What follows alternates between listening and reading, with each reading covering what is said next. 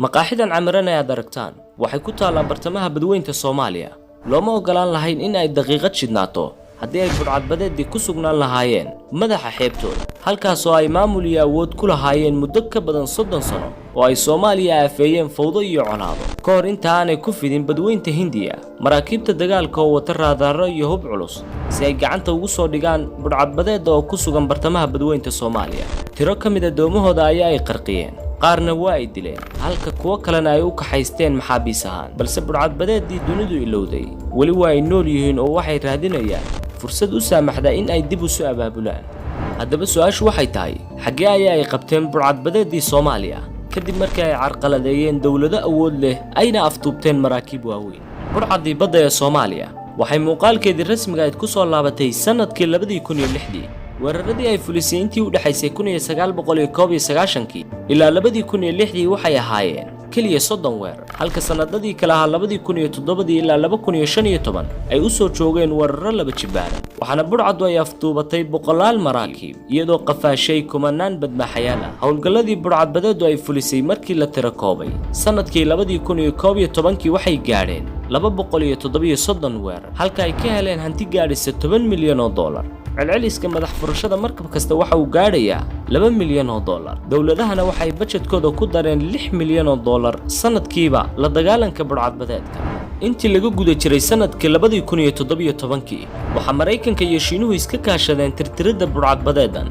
isla waqtigaas waxa la qabqabtay tiro badan oo iyaga kamid ah waxaana gebi ahaanba soo afjarmay hanjabaadii lagu hayay maraakiibtii gooshi jirtay xeebaha Soomaaliya ilaa dooma ganacsiyeed mooye oo taaga calanka dawladda Iiraan marka laga shakiyo isla markaana waxay si sharci darro ah uga baxaan kheyraadka dhooban badweynta waddankan Afrikaanka ah ee aan hantida badan haysan ee Soomaaliya sanadkii 2017 waxa uu sudhac weyn ku yimi burcadbadeedan kadib isla sanadkaas waxay ka qarsoomeen indhaha caalamka oo idil marka laga reebo sanadkii 2019 oo ay fuliyeen 10 weerar oo kala durugsan balse kooxihii ka dambeeyay samaysanka burcadbadeedan wali ma ay baabi'in oo waxa laga yaabaa inay ka ganacsadaan hawlo ka khatar yartii hore ayna ku jiraan diyaar garow habsami leh oo ay ku sugayaan fursad u saamixi karta inay dib ugu soo laabtaan waxaana jira aragtiyo cusub ay yagleeleen iskuna magacaabayaan inay yihiin ciidamada ilaalada xeebaha ayna ka fog yihiin shufto ama burcadbadeed dadka aaminsan aragtidan waxay Mareykanka iyo dawladaha kale ku dhaliilaan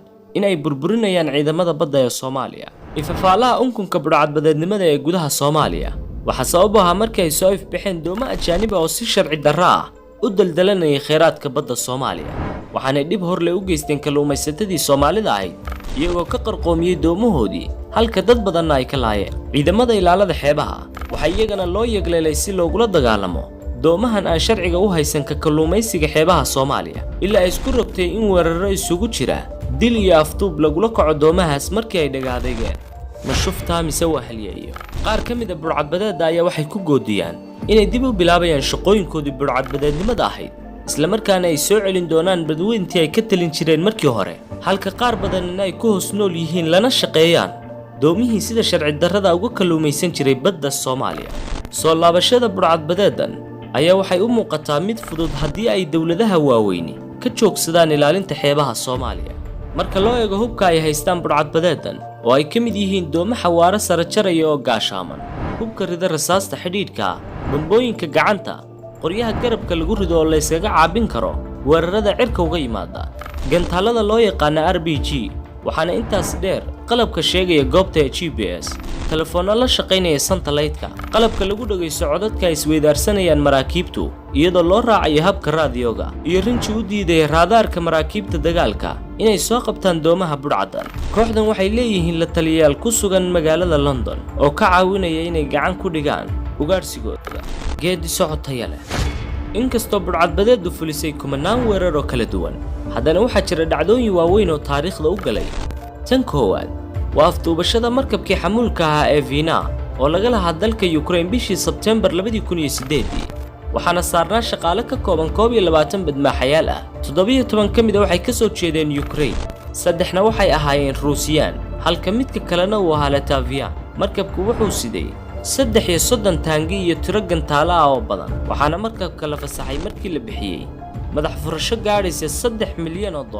tan labaad waa afduubashada markabkii weynaa ee petroolka Sirius Star oo laga lahaa waddanka Sacuudiga sanadkii 2008 waa howlgalkii burcadbadeednimada ugu weynaa abid ee soo mara adduunka boqolaal sano kadib. markabku waxa uu siday 2 milyan oo foosto oo saliid qaydhina oo u dhigma 110 milyan oo dollar, waxaana saarnaa 25 shaqaale. intaa kadib waxaa lagu madax furtay isagana 3 milyan oo dollar. tan saddexaad waa qafaalashada lamaane dalxiisay oo Faransiis ah bishii Abriil sanadkii 2009.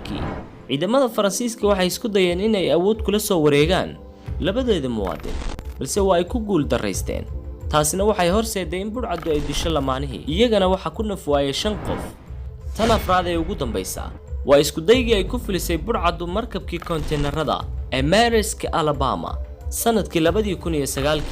waxaana ay qafaasheen wadihii markabka oo Mareykan ahaa si ay uga raadiyaan madax furasho. maalmo kadib waxa weeraro soo qaaday xoogagga badda ee Mareykanka, waxaana xorriyadiisii dib ugu soo celiyeen sarkaalkii waday markabka, iyagoo dilay 3 burcadii ka mid ah. haddaba adigu sidaad u aragtaa kooxdan? ma halyeeye qaran ayay ahaayeen mise shufto?